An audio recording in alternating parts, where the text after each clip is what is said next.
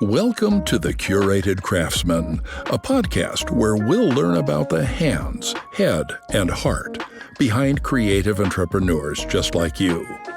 Kate Cook is the artistic drive behind Asphalt Canvas Custom Art and your host for this conversation about art, business, and belief. Today we're getting to know the hands, head, and heart behind Aaron McKenzie, a Los Angeles-based storyteller, filmmaker, and photographer. Aaron's commercial projects primarily in the automotive world, with brands like Porsche, Nitto Tire, Acura, and Ferrari, focus on moving away from traditional advertising and instead craft story-driven content that people actually want to watch. His incredible photography and editorial work allow him to immerse himself in different worlds, capturing the unique lives of individuals whose stories might otherwise go untold. Through his personal projects, Aaron's deep curiosity drives him to explore and do justice to the stories that he encounters. He believes that the best creators don't wait for inspiration, they chase it. In his words, inspiration follows action, not the other way around. Today, Aaron continues to collaborate with top brands, uncovering the soul behind people, places, and machines. In this conversation, we'll talk about storytelling, craftsmanship, and the grit it takes to turn creative dreams into reality. Hey guys, welcome back to the Curated Craftsman. Today we are talking with one of my dear friends, Aaron McKenzie. He and I met a while back. He came out to Texas to film my husband and I for a feature for Haggerty Media, and since then we've connected back and forth, and I'm so excited to dive into a conversation with him today and get to know him better, because when he was out here in Texas, he got to know us really well, and I'm excited to return the favor and actually just learn more about him. He's a very cool guy. So welcome, Aaron. Thank you for being here. Thanks, Kate. I'm so glad to be here. The tables are turned this time. Last time it was me interviewing you, and now I get to be on the receiving end of that. Yes, I hope that I can do it justice as you did for my story. So I love the video that y'all created for us, and I'll link that in the show notes. I kind of want to do kind of a brief life story on you, just to see what you're all about, where you come from. But let's start out with, can you describe what your current business is today and what you offer for people?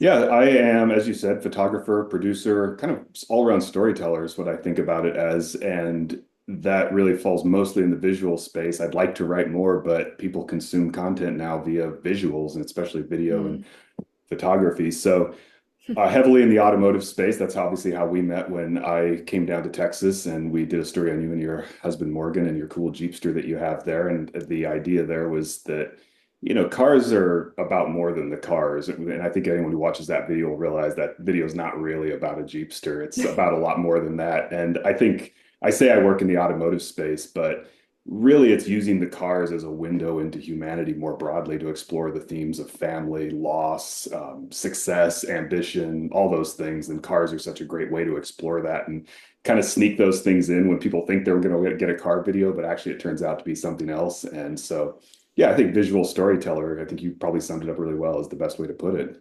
One of the things that really jumped out to me was like, you want to be the commercial that somebody doesn't skip on your media advertisement. And so that was so cool. And then conversely, when you were creating content for people to watch, you wanted people to skip over the like sponsored ads to continue watching what you had made. And I think that's a really cool way to go about making content, is having that end goal in mind of like, I don't want people to skip this. I want people to watch this and take something from it. And from knowing, I think obviously your work speaks for itself. It does that for sure. Well, thanks for saying that. I appreciate that. And you're right. I think, and I don't want anyone who's listening to this, I don't want them to get the wrong idea. I love doing broadcast commercials. And certainly if anyone is out there and wants to shoot a broadcast commercial, please call me. Let's do it. But at the same time, when I'm on set for one of those, I can't escape the thought that we are creating the very reason that YouTube created that skip ads button. This is the thing that people are going to hit that button to get past, to get to the thing they want to watch. And that's not a great pep talk at the first meeting for the crew, but we get to play with cool toys. You get to work with really talented people. You get to really hone your skills. But at the same time, I often think, are we just interrupting people's programming? Are we just bothering them sometimes? And so a lot of what I do is, I guess, what you would call branded content. And I know a lot of people hate that term content. I don't love it either. It sounds like just generic stuff that can fit in a box and it's interchangeable. And the problem is some of it is, I guess.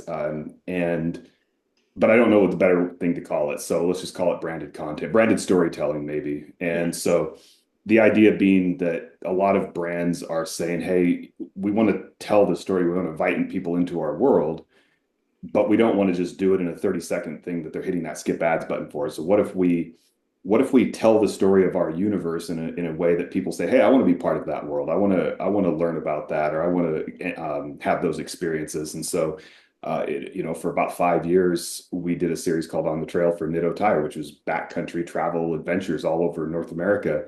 And a lot of that was just saying, hey, we know off-roading, these kind of adventures in the backcountry seem kind of intimidating. What if things break? What if you flip your Jeep?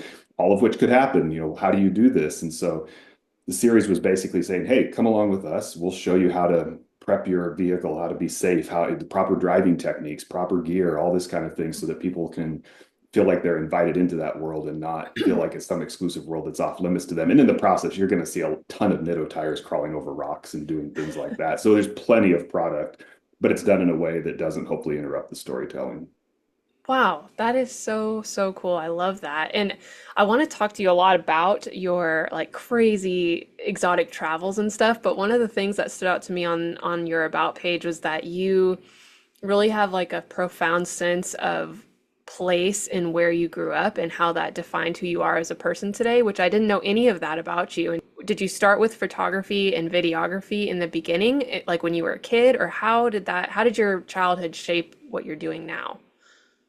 I am 46 years old now. Just for context, that'll make sense why I'm telling you that in a second. I Yeah. didn't start shooting photos until 6 or 7 years ago, maybe. I never really picked up a camera with any seriousness until like 2018, 2019, somewhere in there. And it was kind of out of necessity on that Nitto project. We were working out of Jeeps a lot, and Jeeps are a lot of things, but they're not spacious. And so Yeah.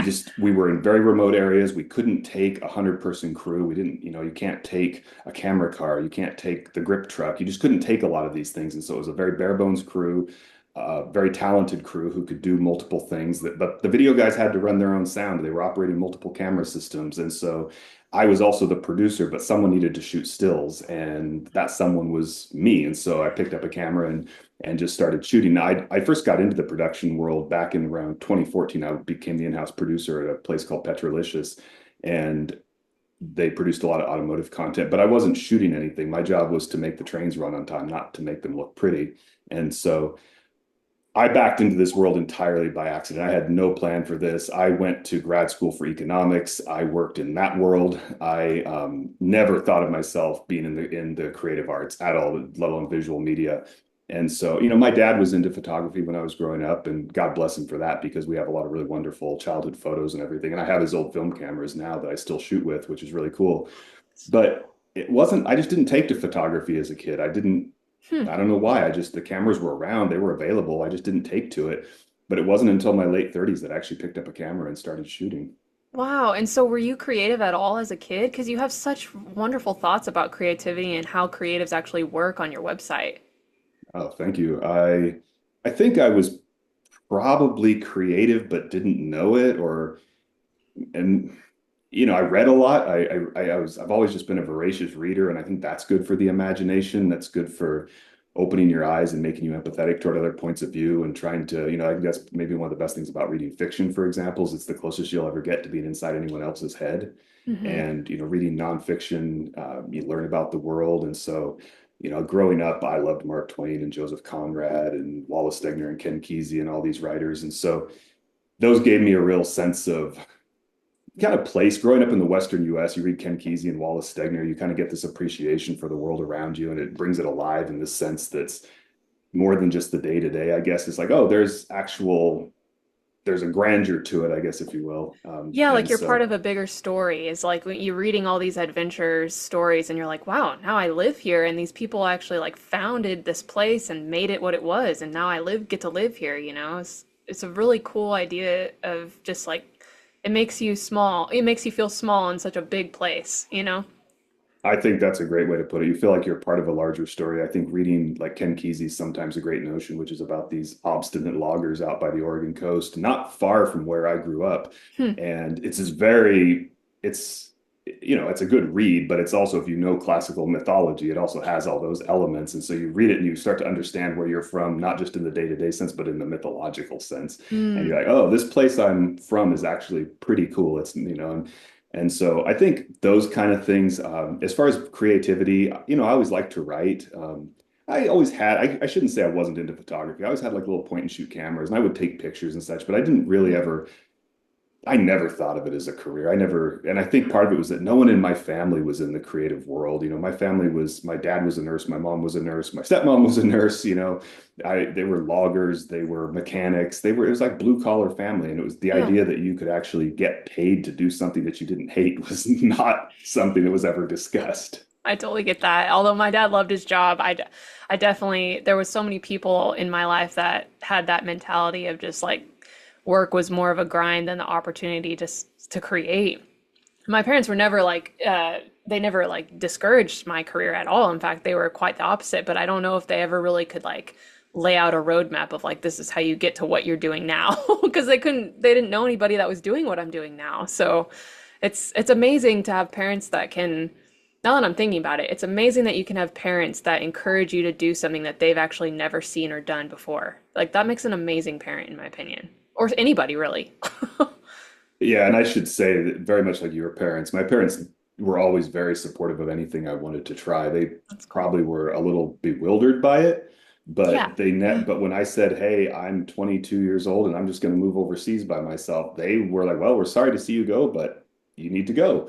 And when I Wow. said, "Hey, I'm gonna, try to make a go of the creative world of photography, etc.," they were like, "Well, that seems pretty cool. We have no idea what that's about, but that seems pretty cool." They Yeah. never discouraged it. They just had no conception of how someone would do that because it's not something that they'd ever been around. Yeah, there's no context really. I think, looking at my son now, like, and anybody younger than me, I think there's a lot more context on how to actually become a creative entrepreneur and start your own business because of social media. So I guess that would be a good thing. I always like to document like good parts of what social media has brought because there's such a bad cons list. But it's definitely opened the world to, I think, the idea of being able to be creative for a living. And that's so, so cool. So you went and studied abroad, or was that just like a freak trip when you were in your 20s that you did before or after college?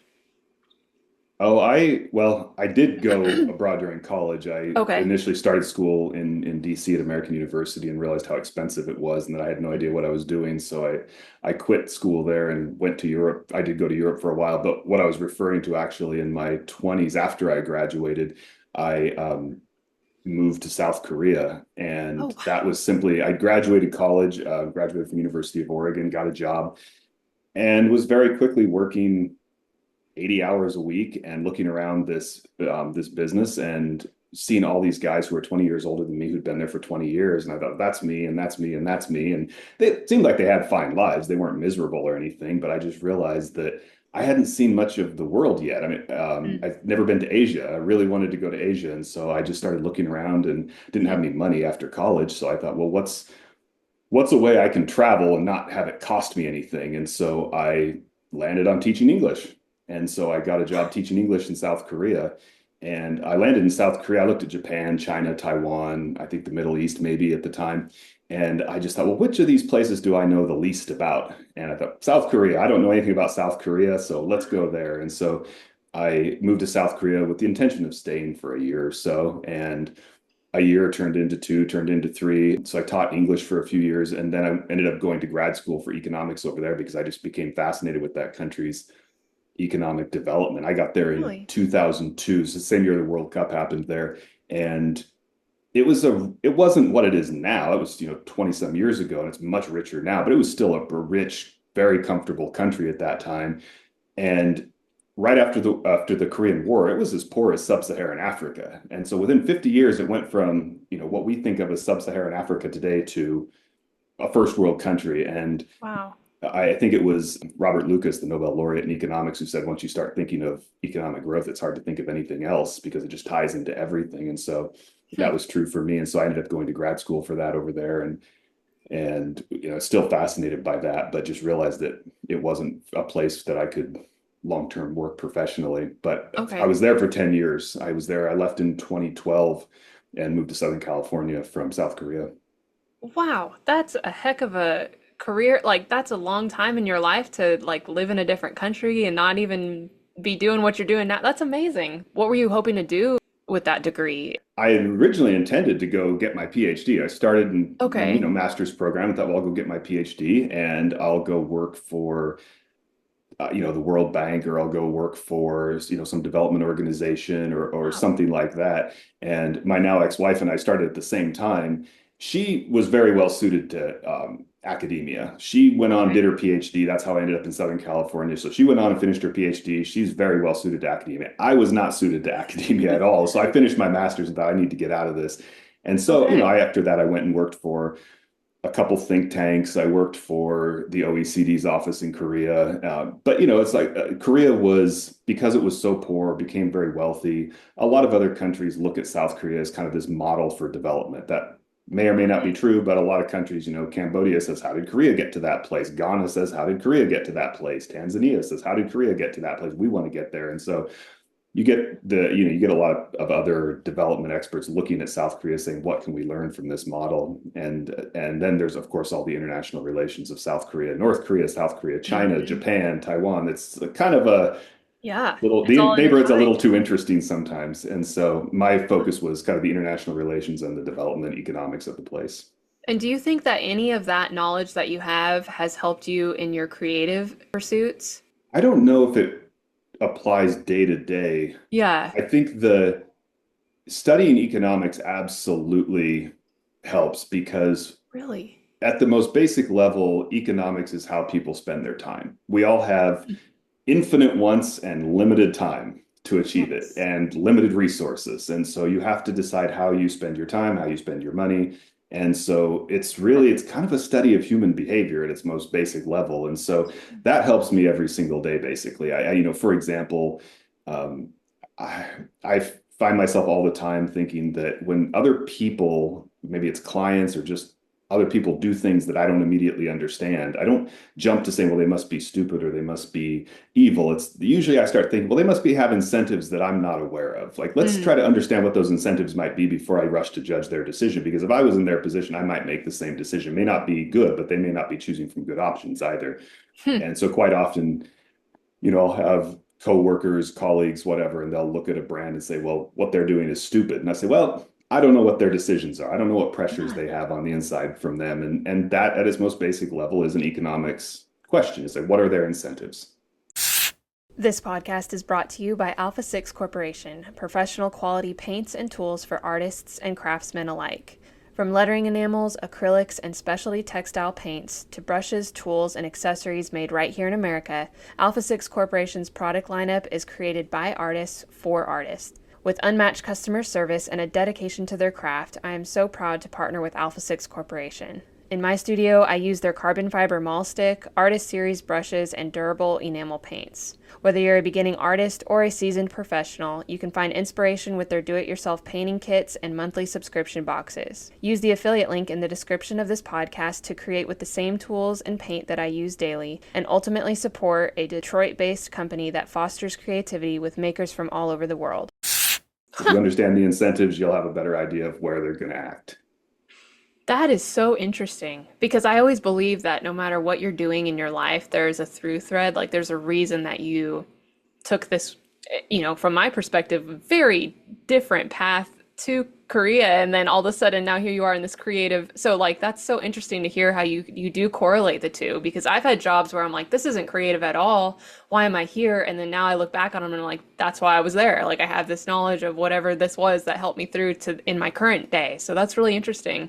So you ended up in Southern California, and then I'm assuming you met your now wife, or how did that play in, or Mm. what was the next Uh, step there?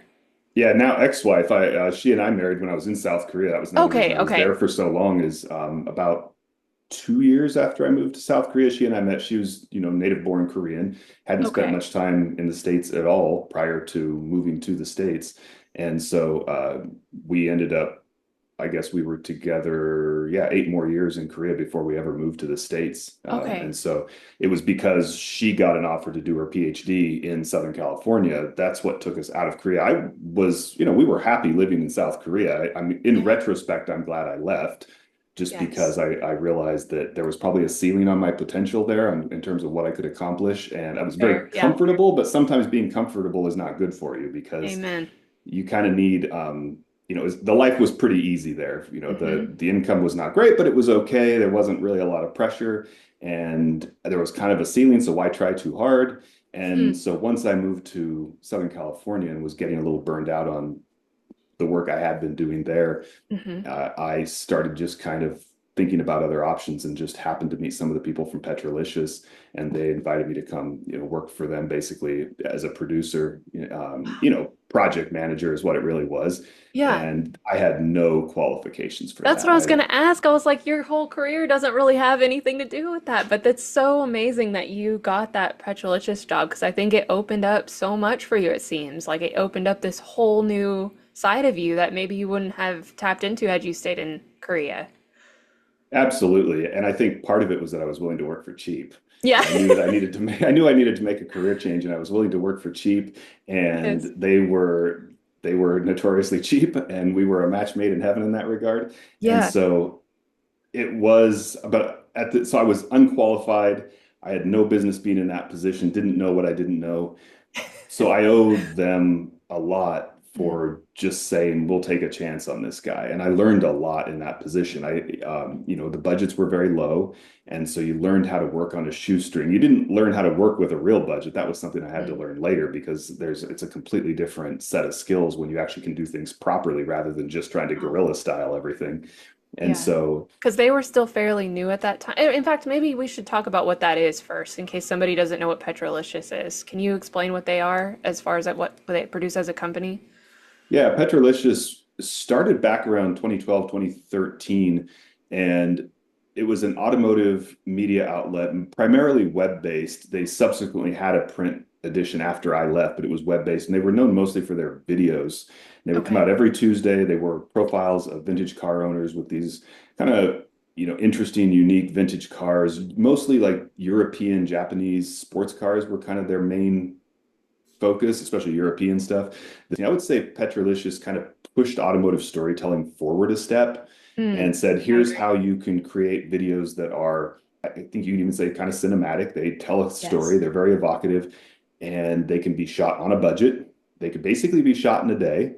Mm, They could be shot on DSLRs. DSLRs came along, the DSLR cameras came along and really made this kind of storytelling possible just because you didn't need massive camera gear like mm. you might have before. And so I think Petrolicious really pushed automotive storytelling forward a couple steps. The trouble was that because there were no budgets, it was very hard to get out of that format because anytime you wanted to tweak that format, you needed more production days or you needed more crew or you needed permits or you needed things that we were not accustomed to having.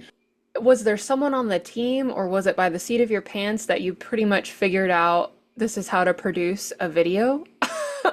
Yeah, the company of Petrolicious was founded by a gentleman named Afshin Benia and his wife Kika, and they kind of had the idea of Petrolicious, but the creative juice really came from a friend of mine he was on staff there when I started. It was Josh Clayson was the video side of things, and he had been doing a series of his own called Depth of Speed, where he was traveling around doing this type of storytelling. And his Hmm. wife Becca Clayson was a really talented graphic designer. She was kind of the juice behind the look and the feel of the site and the branding and everything. And those two really they brought the oomph for the look and the feel of the site.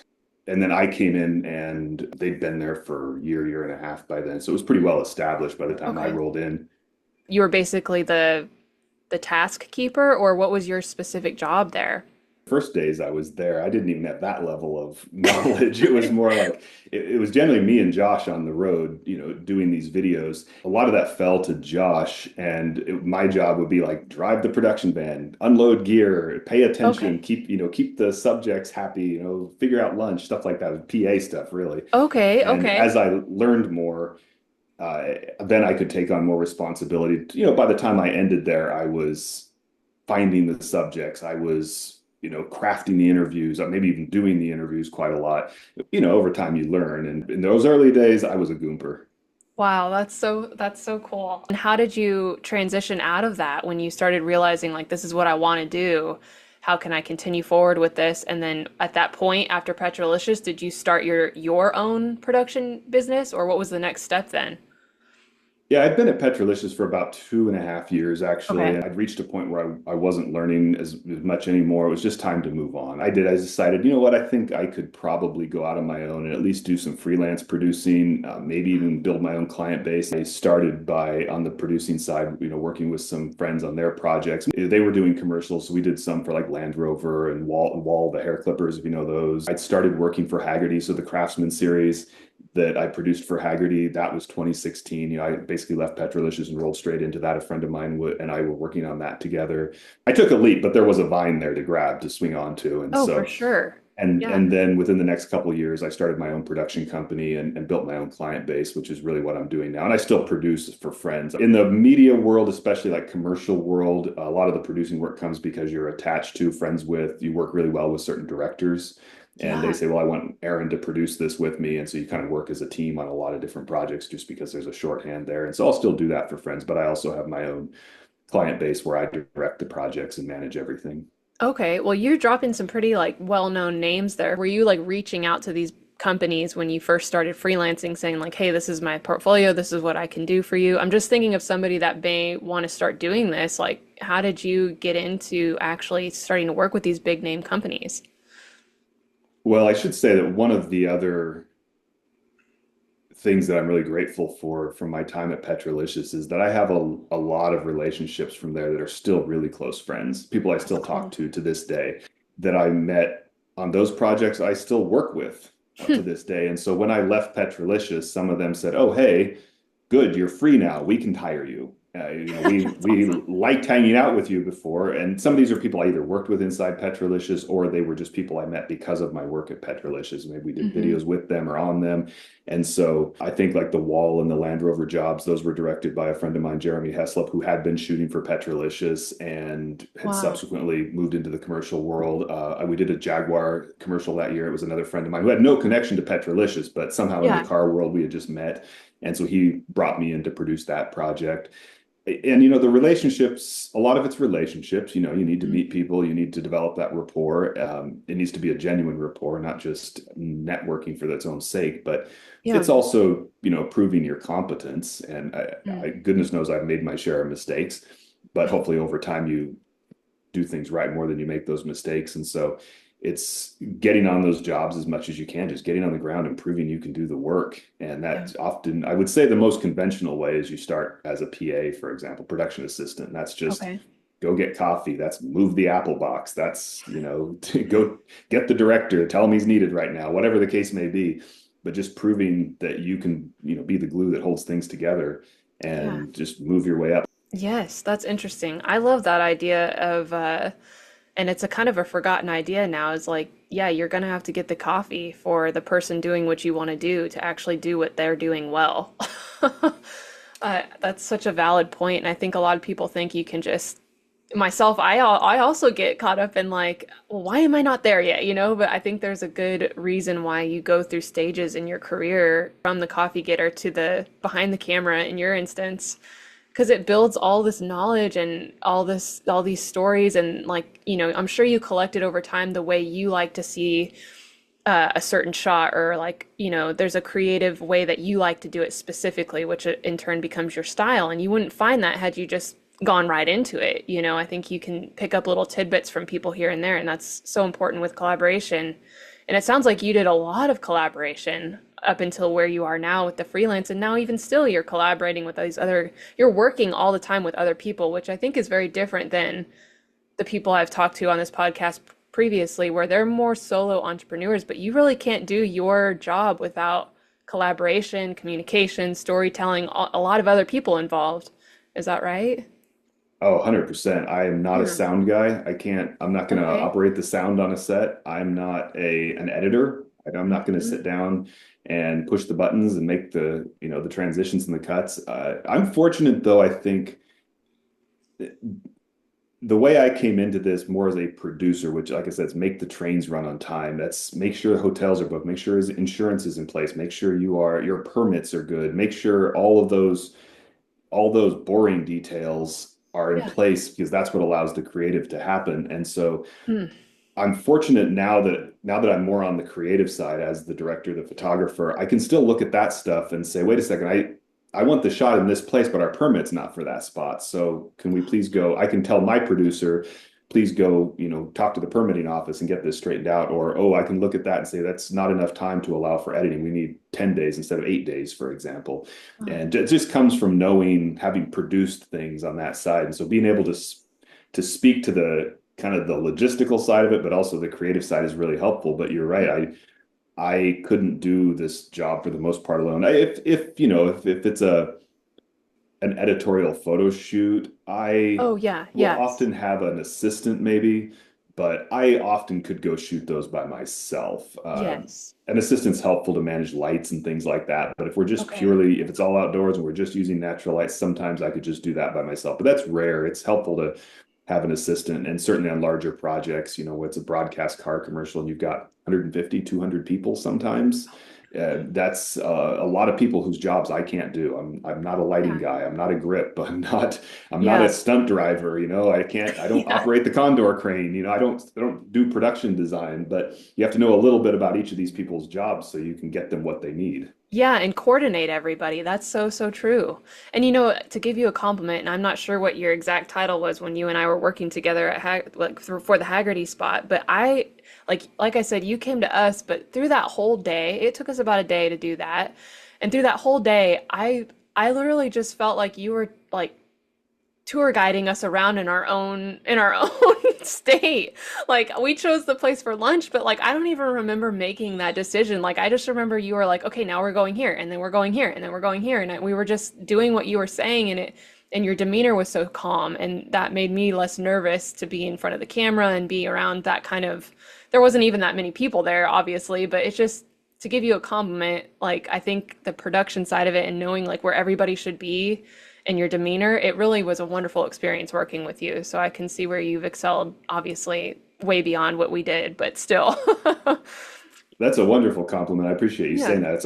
I always appreciate hearing that from the subjects we're shooting with because they're the ones who have to be on camera. You were putting a lot of trust in us. Like you didn't Oh, know yeah. us, Mm-mm. and we talked on the phone. I think we met the Mhm. day before the shoot, and we talked a little bit. But you were putting a lot of trust in us that we were going to respect your story and honor your story and portray you in Mhm. a way that didn't make a fool of you. Yes. And we'll drop the outtakes Yeah. video later after this, but Yeah. you put a lot of trust in us, and so I feel like it's my job to make sure we don't waste your time. Obviously, we can't waste our time either, but I don't Yeah. want to waste your time and put out a video that you wouldn't want to be associated with.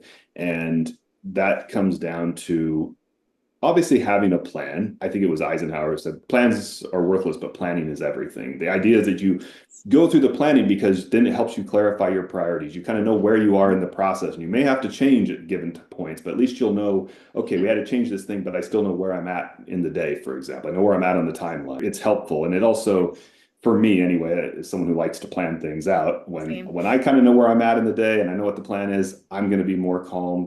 When you're working for like say Haggerty or something, do they give you like points on like what they're looking for, or are they putting their full trust into your creative vision?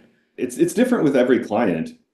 Haggerty was is really good to work with in the sense that there's a lot of trust as long as the team in Michigan, where they're headquartered, as long Yeah, as that creative team understands that you get the brand and that you understand what the series is about or what the the goal is. story, whatever the Yeah. story is, the goal, yeah. Then the attitude was like, we hired you, Aaron, to do this because we trust you, not because Hmm. we want to manage you. And so I had done a bunch of research, found a list of subjects, including you, that we wanted to film with. And we got on a conference call and I sort of presented the subjects. And there was, let's say we needed 12 of them, I would present 18, for example. We would talk through them. They would ask some clarifying questions, but I don't remember really any of them being rejected. It was just, we just want to see that you know why you're shooting this, Aaron, or what you hope to get out of this. And Interesting. I would say almost all of them, including you, maybe especially yours. I would go into those videos, into those projects, thinking it was about one thing and realizing it was actually about that and something more. Mm. And so, as an example, I think if viewers watch your video, I thought, okay, it's this cool artist in Texas named Kate, and she's got this Jeepster, and we'll talk about the life of an artist and vintage cars and everything. But then we found out about how this was really kind of the bond between you and your dad and your mom when they were going through their health problems, and how this Jeep kind of helped pull you guys through and gave you this sense of stability and the sense of certainty in a very uncertain time. Mhm. And when you and I talked about that, I still remember saying, oh, that really needs to be part of the video because people will understand that. That's a universal human thing. Like everyone is going to probably deal with aging parents or sick parents, or at least uncertain times. It may not be sick Yeah. parents, but it could be Yes. divorce, it could be other struggles at work, whatever it is. And like vehicles sometimes are that stability. And as you put it in the video, there's a to-do list. You at least know when I do these tasks, I will be finished Planning. with this thing. Yeah, exactly. And it gives you that Yeah. sense of structure in a life that doesn't always have structure. Yeah. And so Haggerty was always very good about basically saying, this is your series for the most part, and just come back here, just go film them and deliver them by this date for the most part. And yours was very much part of that, where it was just a sense of trust. And you just, thank you. at least for me anyway, you take that trust seriously. You don't want to abuse that, because that's what every creative dreams of, is having a client that just says, go do what you do. That's why we hired you. Yes. Oh, that's so cool. Thank you for sharing that and for the nice words about the video and everything. But I always wondered how that worked with the bigger brands. And I know you may have maybe questioned like why I wanted you on a podcast about craftsmanship, but this is a good transition for me to ask you as you're talking about all these points and how you look for clients and video, like what creative shots you want to get. Like, do you consider yourself a craftsman in any way? Obviously you consider yourself creative at this point, but would you consider yourself a craftsman? Before I answer that, can I turn the question on you? How would you define craftsman? Oh, yeah, for sure. Well, I always considered craftsmanship something that you create. It's creating something from nothing. That's how I define craftsmanship. There's a quality of good craftsmanship, and then there's obviously poor craftsmanship. And that all is determined by your hand, head, and hearts. And so I think if those three things are poured into craftsmanship, it becomes good craftsmanship. Because you can create something with your hands that's useless or like pointless. But if you're doing it with your hand, head, and heart, it's not ever going to be that. It's always going to have a meaning behind it. And that's for me what makes good craftsmanship. Yeah, and I guess when people have, I'll answer, I'm going to try to work my way to my answer on this one. Please do. I'm thinking out loud here. That's good. That's what I like. A lot of people, I'll hear a lot of people tell me that they don't think they're creative. And I think a lot of people maybe undersell their creativity. I think being human is fundamentally creative. Like every day you face situations you didn't plan for, and you have to figure your way through that situation. And yeah, I think I know what they mean. They mean, I'm not a painter, I'm not a Right. photographer, I'm not a sculptor. I get what they mean, but I just think that a school teacher who creates a new lesson plan that didn't exist before. You're putting something into the world that wasn't there before. If you're someone who has a flower garden and you're making bouquets for your friends, you are putting something into the world that wasn't there before. And especially if you're doing it for other people. One of my favorite quotes is that you can have anything you want in this world as long as you help enough other people get what they want first. And so I guess when I think of the creativity or the craftsmanship, of course, we all want to just be the creative person who just money falls from the sky for us to follow our creative vision. But in the commercial world and in most of this world, if you want to create something, you probably need someone else's money because it's expensive to do it. And I think I actually have come to really like that, because it means you can't just be self-indulgent in your art. You have to create something that has use to other people. It has to be relevant to other people. It has to resonate with other people. And there's a lot of artists, I think, who they consider themselves creative, but nobody wants to your point, nobody wants what they created. And they get angry because nobody understands them or whatever it is. And I think, well, go create something that resonates with other people, and try to think about not what do I want, but what do they want. And, hopefully it comes as an expression of us, but it should be about connecting with, the creativity should be about connecting with other people. And I don't know if this quite answers your question, but I guess, the craftsmanship, the idea of, as you said, creating something new, something that wasn't there before. And I think I probably would say I am something of a craftsman, just because I feel like I don't do well with a lot of cookie cutter projects, and I don't know that I do a lot of those. Like, every single project has to be approached on its own terms. It's not like an assembly line where you're just stamping out widgets for 12 hours a day, where you're just kind of pushing a button and the same thing comes out thousands of times. It's like every single project has to be approached on its own terms. And I think that's very much like the furniture maker, who every piece of wood has its own personality. It's got a knot here, or the grain is doing this thing, and you can't treat a piece of oak the same as you treat a piece of maple, for example, and it's like you have to treat every single project a little bit differently, or else you're setting yourself up for failure. So don't know if that answers your question, but if it does, I'll say yes, craftsman. I think it answers it beautifully. And I'm thinking, a lot of the answers have been, a craftsman respects their tools, a craftsman respects their materials, a craftsman tells a story, they care about their legacy, and all four of those things you embody completely whenever you push publish on a video. And the cool thing about what you do is you're bringing that the person's story also with you. And I guess same with what I do with commission work. That person's story that is captured now in a painting, and it's coming with me in my legacy, and my legacy is going with them in their legacy. So it's interesting.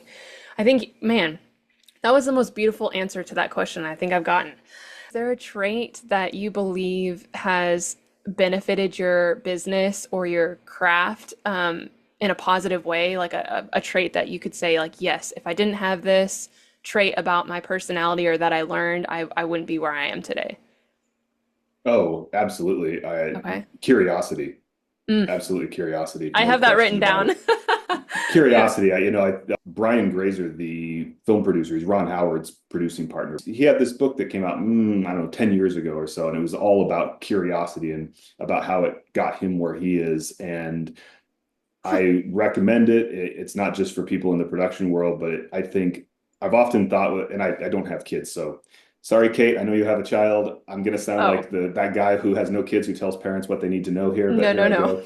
It seems like, in my observation, the parents who basically teach their kids, here's like good manners and how to conduct yourself in polite society, and then cultivate their curiosities. Like, that kid will be fine. Let them be curious about the world, and teach them to not be a jerk, and they'll probably be okay in this world. They'll find their way. And Yes. I would say 100% curiosity, just being interested in everything, wanting to learn about everything, not taking things for granted. But it's just, I'm curious. I just want to know how the world works. And, that's why one of the reasons I love the documentary space is it lets me indulge my curiosity. I get to ask why, and clients pay you to go figure it out. Because I also agree that curiosity is how creativity is bred, basically. And in one of my struggles I was having early on in my business, I remember listening to a podcast, I think it was, that curiosity is a better way to look at a problem that you're having rather than what I would normally do is basically beat myself up. But instead, the podcaster reframed it as like, well, why didn't this work? And then that actually opened up a whole idea of like, maybe I need to come up with a new strategy, or maybe this, and it made you creative. It made you solve the problem more creatively rather than just sitting in your failure and being like, I suck and this is awful, which obviously we all feel that at some point.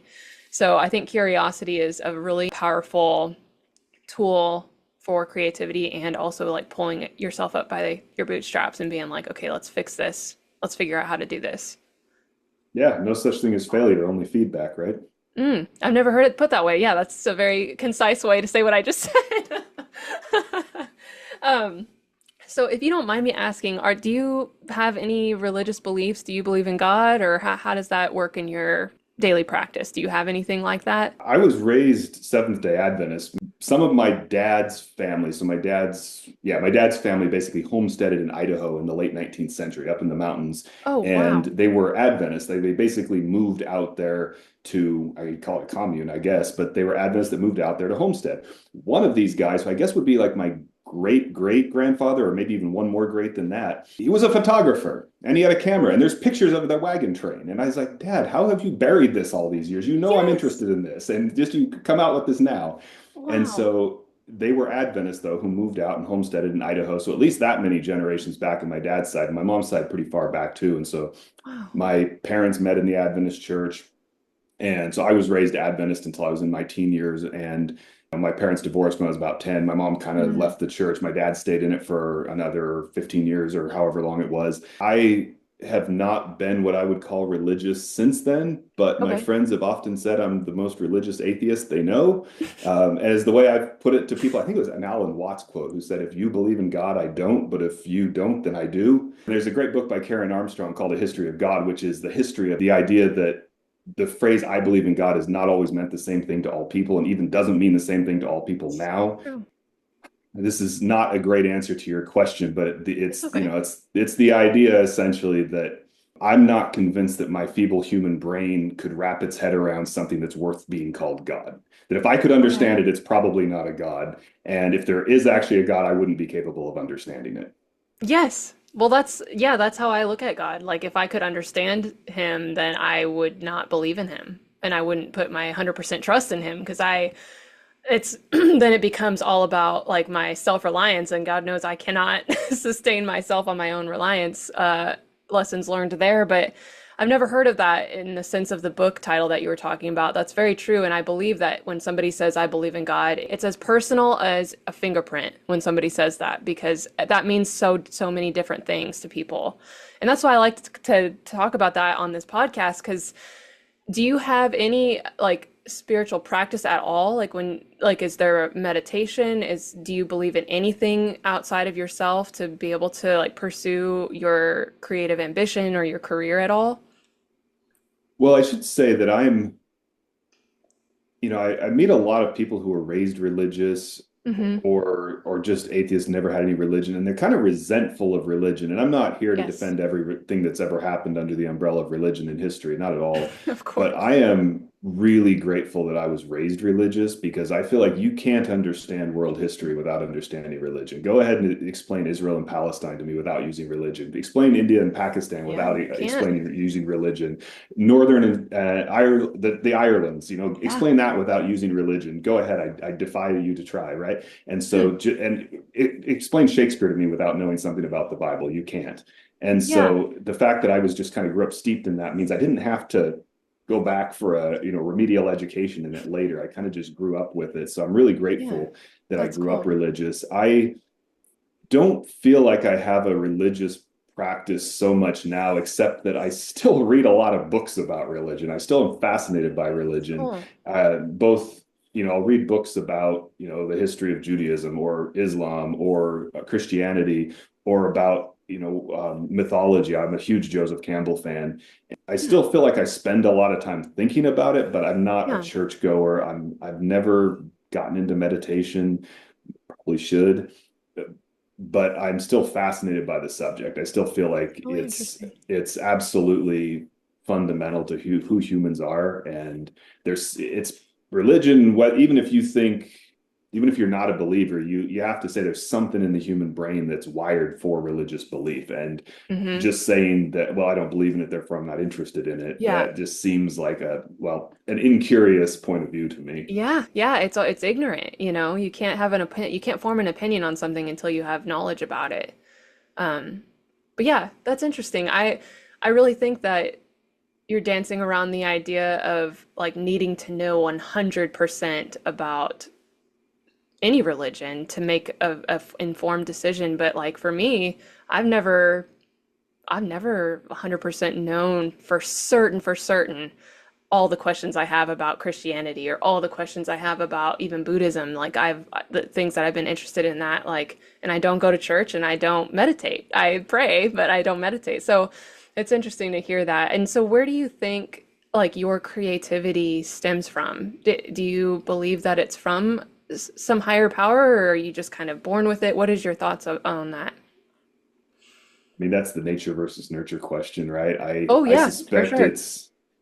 it's like asking an NBA player where their athletic talents come from. Hmm. It's they have certain natural gifts that the rest of us don't have, but Yeah. they have to cultivate those things. If those things are not cultivated, then they're just going to die on the vine. Well, I suspect Hmm. that my It's a balance. creativity is, it's kind of just how I'm born. It's, my sister and I are 2 years apart, raised in the same household, pretty much with the same upbringing, and she's not into it. Hmm. And then beyond that, I feel like a lot of it is cultivating it, and especially for me, I feel like I don't want to say I wasted a lot of my younger years, although I did, Yeah. but I think it's also feeling like I got a later start in the creative world than a lot of Yeah. people.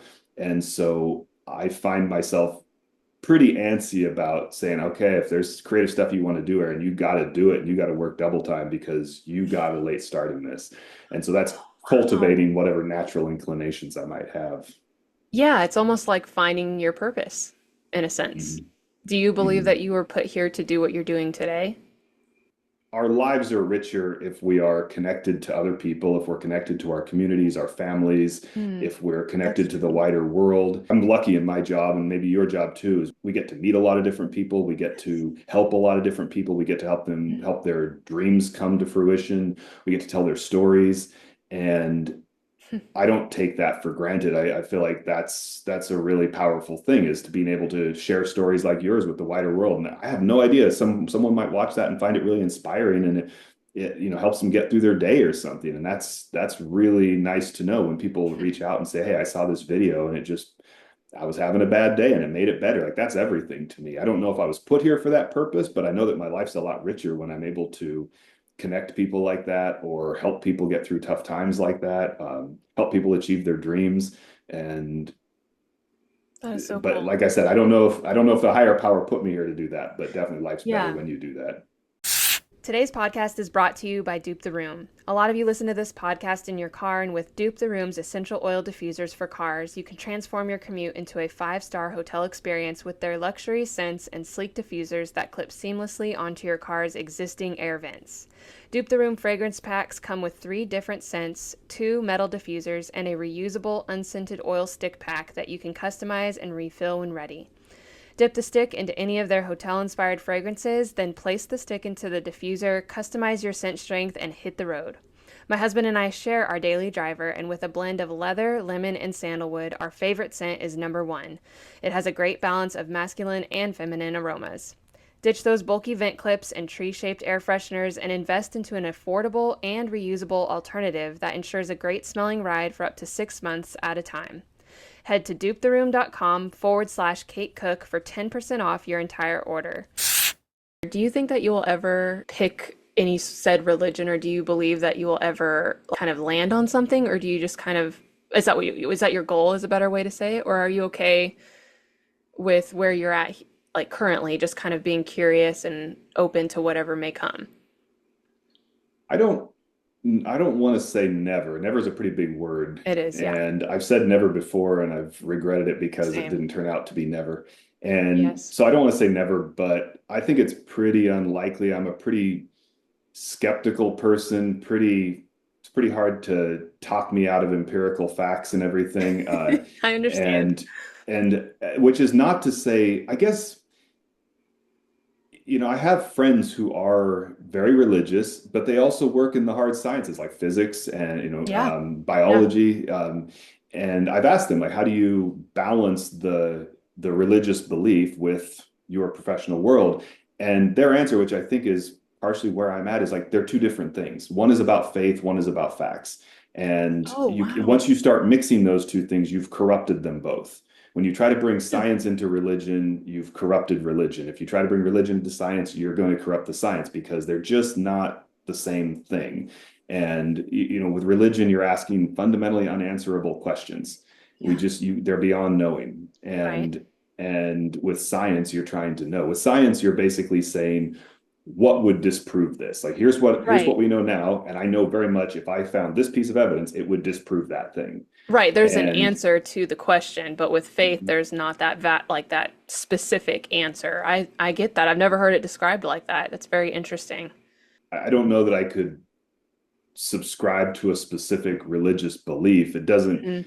I'm not dismissive of religion at all. And there's pieces No, of yeah. different religions that I do take into my life. And I very much try to, take things like, from Christianity, for example, just the notions of grace, forgiveness, things like that. I'm like, well, regardless of what you believe, shouldn't we have a little more of that? Like, don't we all need some grace sometimes? Don't Some we all need to empathy. forgive and be forgiven sometimes? Yes. And so Yes. I feel like, okay, regardless of whether you believe in this higher power, Aaron, you should be doing a lot of these things anyway. Yeah, well, honestly, that's why I asked you that question specifically, is because I believe that you are just a very gracious person and you're so talented and you do embody a lot of the things that are taught in like a traditional Christian sense, you know what I mean? Like the Ten Commandments or whatever, or and beyond. And so I was just wondering if you were ever going to land on something. And so thank you for sharing that with me. So I wanted to ask you about any project or a project that maybe tested your ability to the highest point, like something that was really challenging for you, but that you ended up being very proud of in the end, and something that you carry with you as like a lesson. Yeah, I can think of one. Okay. And I don't know that it ended up being a success, but Hmm.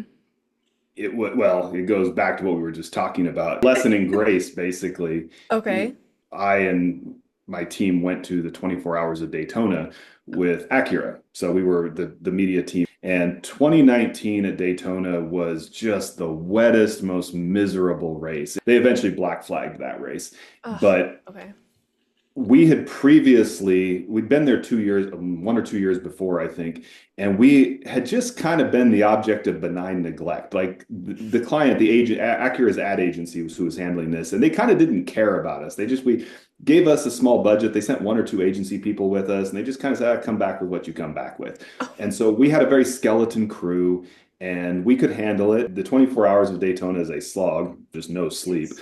but Yes. we handled it. But we came into 2019, and suddenly, because we'd been successful the year before, Mhm. the request went up big time. Yes. Expectation. But the expectations went up big time. But the budget didn't really go up that much, and our team couldn't really expand that much. And I foolishly did not, and this was just inexperience. I foolishly did not flag this ahead of time and say, guys, for the resources we have, we can't expand the scope that much. And on the ground during the race, when you're trying to edit in real time, you're trying to turn out videos in real time.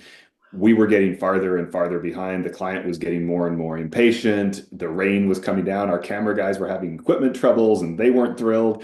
And it was just everything was going sideways. And the night after the race, I'm up with my editor who had also not slept, and we're up for another probably 24 hours editing. And so after 2 days with no sleep, like the videos just were not coming out. It was just, you're exhausted, things are just not working. And eventually the client took the project back, which is like the worst thing that can happen. When the Oh, client says, just give us the hard drive, we'll do it. That's the worst thing that can happen. That's not good at all. And it was a real gut punch when that happened. And the creative director who was on that job, really nice guy.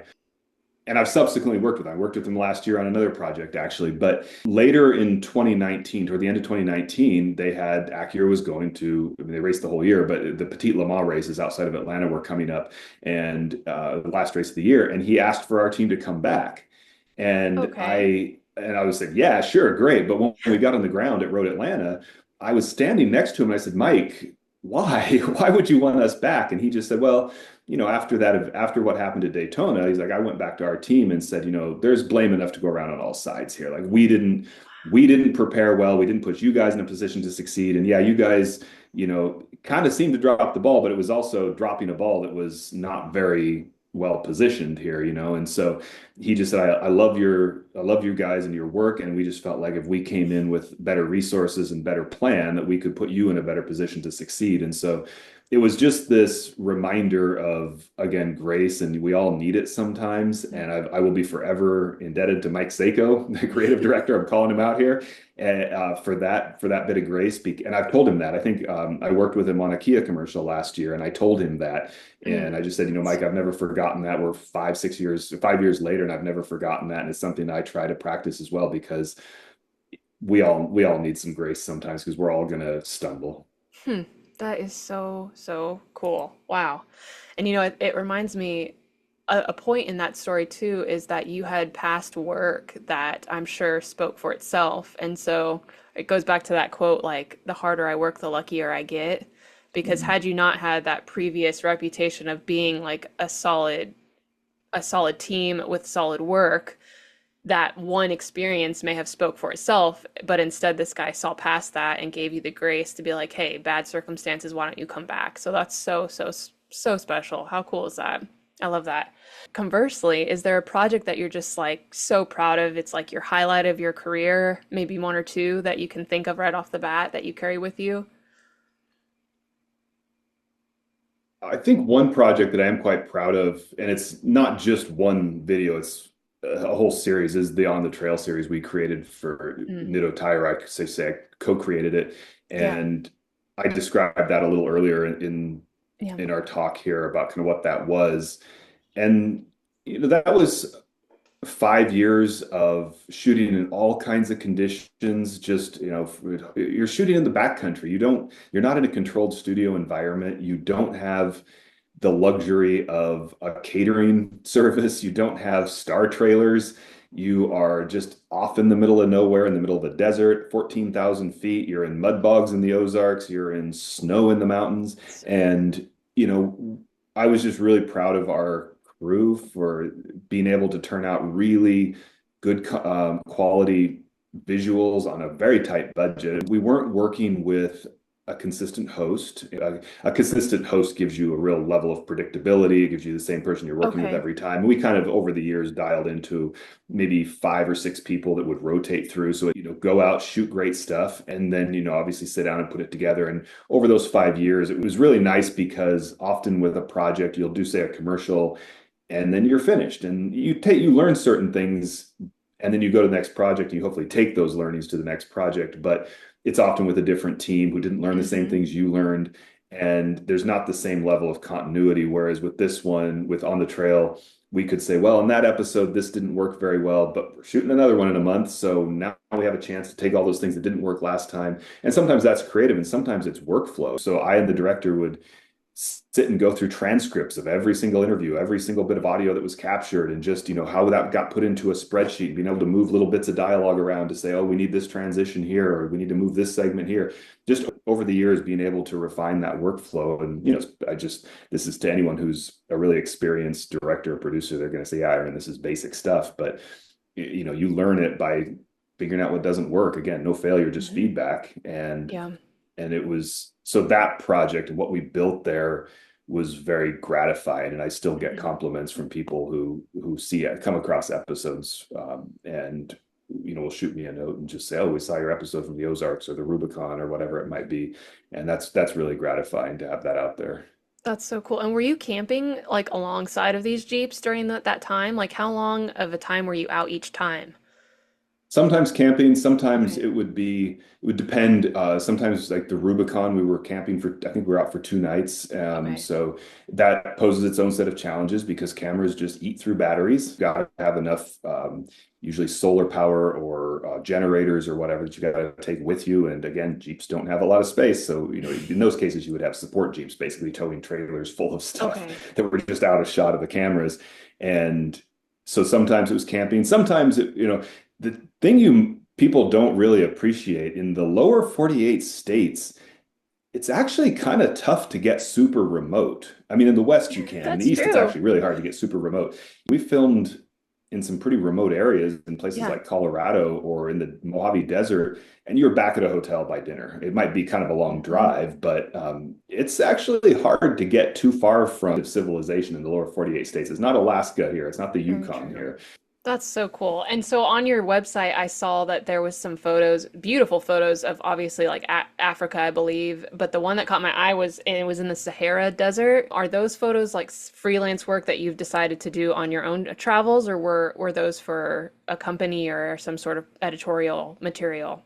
There was a documentary film that a friend of mine, his professional name's McGregor, is an incredible cinematographer. If you see high action car commercials, there's a pretty good chance he shot them. And also director. He really prefers to DP, but he is also a very good director.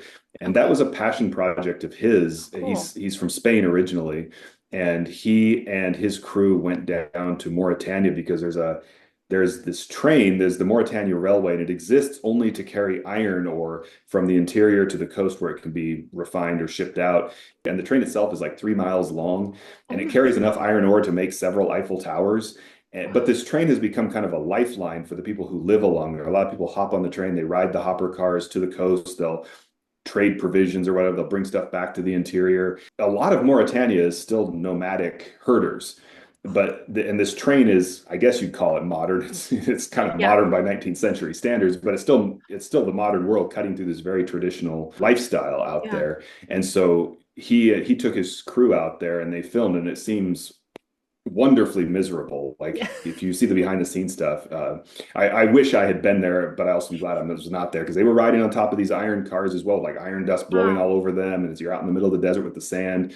And so once he came back with all that footage and had kind of a rough cut, then I came on board and helped kind of craft the story and sort of stitch it together a little bit more. He had the vision. I don't want to take too much credit there. Of He course, had the yeah. vision, but I kind of helped him dial that in. And that project was subsequently Nat Geo picked it up. It won a bunch of film festival awards, and we still have dreams. We still talk once in a while of expanding that into a much larger documentary type series about kind of similar Yeah. themes of where the modern world and traditional cultures collide around the world. But every time we go to pitch it to a place like Netflix, we're not going to pay for you to go film in the Darien Gap. You'll get killed.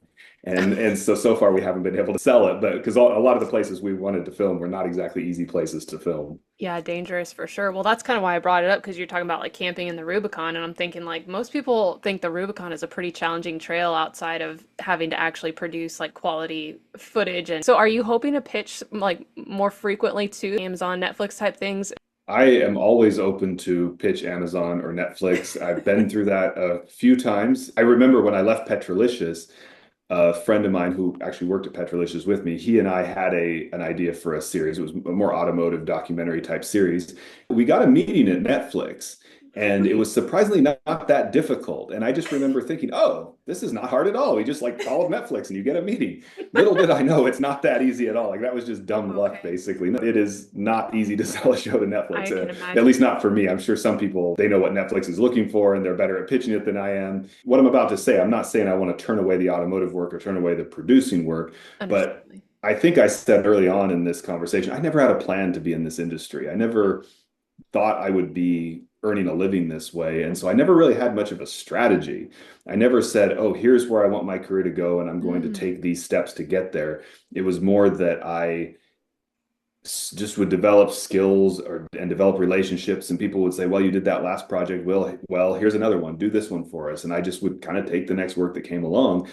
And I'd say about a year ago, I kind of looked around and said, okay, I like what I'm doing, but I'd like to do some other things as well. I'd like to kind of have some more variety, but I just kind of didn't know how to get from here to there. I've actually been working especially over the last few months, at kind of trying to say, okay, I don't want to give up what I had, but I'd like to add more to it. I would like to shoot more of the adventure, the travel, maybe Lifestyle. the fashion, the lifestyle, those kind of things, in addition to the automotive, of course. That's what I've been working heavily on recently, is kind of number one, building the website. I know you just launched a new one, so you know how much work that is. Redesigning that website to reposition the work. So Mhm. taking the work that already exists and just framing it in a way that kind of allows you to pitch different clients. And then Yes. also being very intentional about setting up what we call test shoots, which is like no one's paying you to do it, but saying, okay, here's here's this idea. I can shoot it as though I was shooting for a brand, or a creative director or a brand can see it and say, okay, we trust this person that can to carry through a coherent creative vision and execute on it. And we like their style and their final selection of images or videos or whatever the case may be. And so for me, the big thing right now is just saying, okay, Aaron, if you want to do something different, you have to prove that you can go do something different, which is doing those test shoots and repositioning the portfolio so that clients can see it, because you probably know this too. The worst thing you can do is ask a client to use their imagination, because you might see it in your head kind of, but until it's right there, we all have trouble doing that. 100%. Yeah, don't ever assume that they are looking at the same thing you are in your brain, and never show the work half done unless you are for sure that you can explain how it's going to look at the end. Right. Yeah. Yeah. Don't show that V1. No. No, like, it's a monumental task to do what you're talking about, like shifting your website to be able to pitch to different style clients, and then shifting your, not your interest, but like transitioning and adding in this extra layer of like lifestyle. That's a lot of work. And so are you over, like, do you get overwhelmed thinking about like, or do you get excited like trying to, or is it a little bit of both? It's a lot of bit of both. I Yeah. think it's Yeah, I understand fortunate. 100%. Yeah, fortunately, the automotive stuff that I've shot, I'm not the person who has ever really gone and shot the brochure shots, for the new Kia minivan or something. That's not what I was shooting. That's I true. was shooting the really built Jeeps or the high-end sports cars or the Right. racing or things like that. But the way I shot it and the types of things I was shooting, they can kind of be repositioned somewhat as like adventure travel or Oh, 100%. lifestyle. I Yeah. need to fill in a lot of gaps, but a lot of that material can be repositioned in a way that says, hey, we could shoot this the same way and just frame it as adventure travel, for example. I'm also excited to shoot different things, because the danger of doing the same thing over and over again is you get in a rut. You can get into autopilot, and that's not good, because the world will pass you by. And so you kind of have to, it's that constant experimentation, that constantly having to say, well, how do I solve this? How do I do this differently? Yes. And so excited by it, but also I don't know if overwhelmed is quite the right word. Yeah. I don't feel like I get too overwhelmed most of the time. It's just like, do the next thing. Like, what is the next thing? We just do that. Yeah. And so it's not so much overwhelmed, but for sure, There's a to-do I list. there is a to-do list, and I Yeah. think a lot of creatives, we don't really want to think about the back end. We don't want to think about insurance. We don't want to think about finances. We don't want to think about legal. We don't want to think about that stuff. But Mhm. if you don't have that stuff in order, or marketing, I don't want to think about marketing either. I just want Oh, to go shoot 100% stuff. I want too. someone else Yeah. to go get me the work, and I'll just go shoot it. But I Mhm. can't, I'm in a position where I don't have someone going and getting me the works.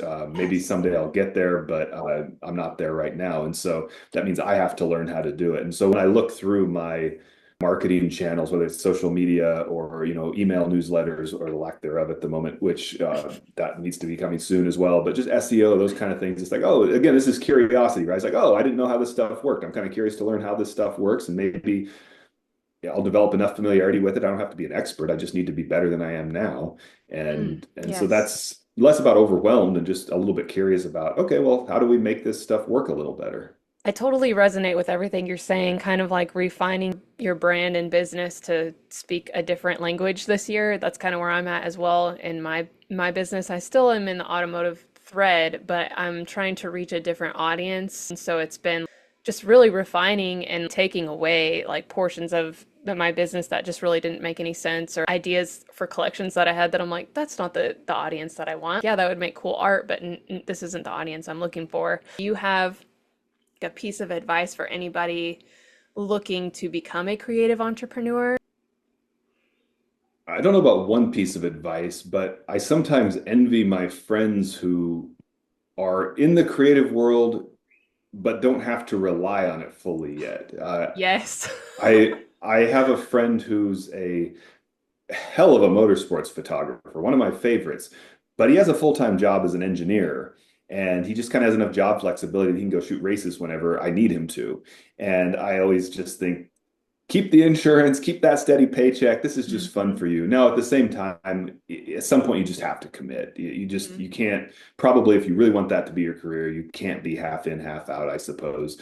But if you have that kind of job, I think at some point you'll just get so busy with the creative stuff that it'll just make sense to make the Mm, leap. that's a valid And point. Yeah, that's maybe you don't totally. have to rush that. I think what I said earlier about constant experimentation and just if you say you want to be a photographer, or a painter, or a filmmaker, go do that thing. There's a lot of Mhm. people who say they want to do those. A lot of people I meet who say they want to be a director, and Mhm. yet, unless someone cuts a check, they're not really doing that thing. And I always say that your creative potential is defined by how you spend your evenings and your weekends. Like, what are you doing when no one's paying you to do it? Do you have your passion projects? Do you have these things that you just have to get out of your brain because they're just in there, and you just want to test ideas and you want to try different visual methods or storytelling methods or whatever. So if you say you want to do that thing, prove it to me. Like, show me how you're spending your evenings and weekends. And then the last thing is learn how to manage your money, learn Mm, how to um, manage your insurance. Your business insurance, for example. Like, here's how you basically set up your bank accounts, set up your money, make sure the money's that's flowing where it needs to be nice. so you don't get surprised during tax season. So if there's a Yes. lien period, you've got some savings set aside, you can make payroll, just being Mhm. able to do that. So you can focus on the creative side so you're not worried about, is there money in the bank?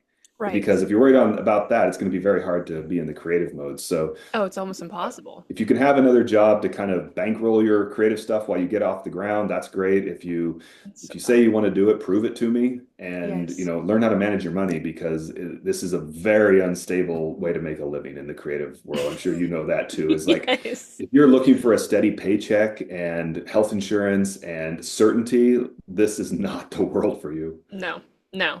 And I want to add one more thing to that because it's something that you had on your website. I just was like shaking my head when I read it, like, heck yeah. Inspiration follows action. It's not the other way around. I used to have a print teacher that says inspiration is for pansies. It goes back to like, yeah, I get inspiration every morning at 9 a.m. Whoever said that. Yeah, I think that was William Faulkner who said, I only write when inspiration strikes. Unfortunately, it strikes at 9 a.m. every morning. He's like, I show up at my desk, and whether I'm feeling inspired or not, I write. Yes. And that's kind of how I learned photography. Is I knew I needed to. I also wanted to, but I knew I needed to.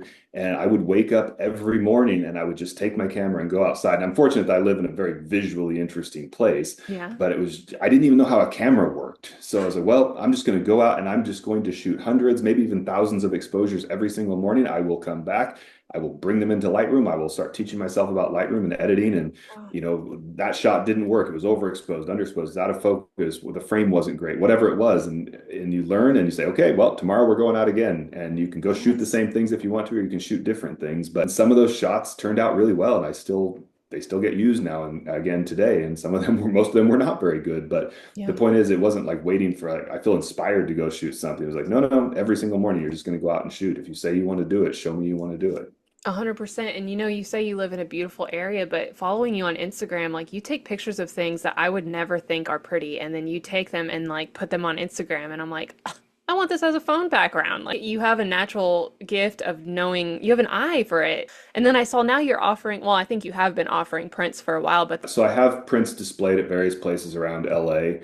Different art shows. Sometimes I have one coming up in Palm Springs galleries, and there's on different online places that I sell through. I have my own print store on my website as well, where people can just buy directly. It's on demand, it just drop ships to wherever people need it. It's gratifying to see your work printed and on the wall. I mean, oh yeah. you're working in a much more physical space than I am. Most of my work is in the digital world, Hmm. and so That's I interesting. see it on a phone screen, or I see it on a computer screen or something, and it's great. I mean, I just like seeing the work get used. It's really cool to be sitting in a bar somewhere and you see your commercial come up on TV. Like, that's cool, but there's just something very human about seeing your work on a Like a wall tangible. somewhere. Yeah. Yeah, in a Yeah. space.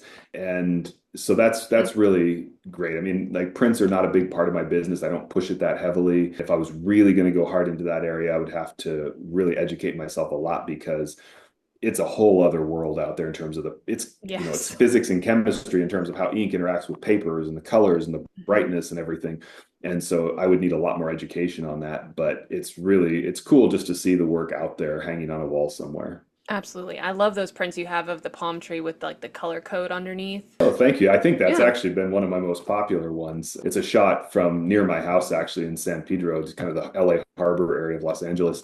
And I think that was one I snapped pretty early on. I want to say it was like 2019 or something. I was just out walking one evening. It was just this incredible sunset. Yeah. And, it's not as a photo you take just like, well, that's pretty, snap, take a picture and keep moving, right? You just never know. It's just like you always have a camera with you or a sketchbook or something, because you never know when you'll see something cool. That's so true. Well, that's a good point to end on. I want you to let people know where they can find you. Obviously, your website, social media handles, and I'll have everything linked as well in the show notes. Yeah, well, thank you so much for having me. It's been a great conversation. I appreciate it. My website is aaronmckenzie.net.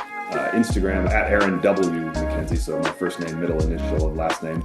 Like I said, I'm so grateful to get to know your story better. There's so many things I did not know about you that now I do, and I think your perspective on things are really gonna help people shift their own perspective on creative business and creativity as a whole, really. Well, thanks so much, Kit. I really appreciate you having me on here. It's an honor. Thank you for listening to the Curated Craftsman. You can support this podcast and become a member of our creative community on Patreon. If you were inspired by this conversation, please leave a review, share the show, and subscribe.